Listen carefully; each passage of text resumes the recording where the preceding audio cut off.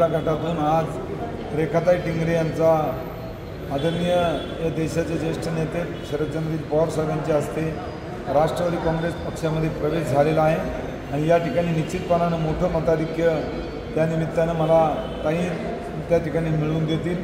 संपूर्ण गाव आणि गावातले सर्व लोक या ठिकाणी जरी टिंगरे आमदार असला तरी टिंगरे कंपनीत आतून सर्व माझ्याबरोबर आहेत।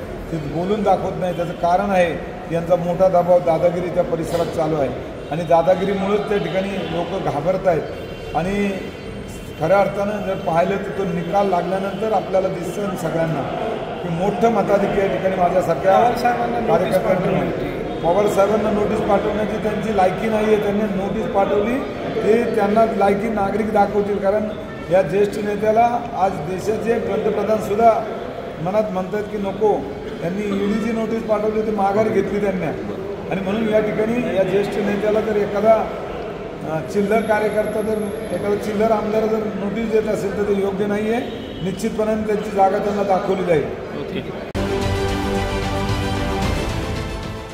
देश विदेशातील प्रत्येक घडामोडींचे लाईव्ह अपडेट मिळवण्यासाठी आता साम टीव्हीच्या सर्व सोशल मीडिया प्लॅटफॉर्मला लाईक, फॉलो आणि सबस्क्राईब करा। तसंच सर्व नोटिफिकेशनसाठी बेल आयकॉन प्रेस करायला विसरू नका।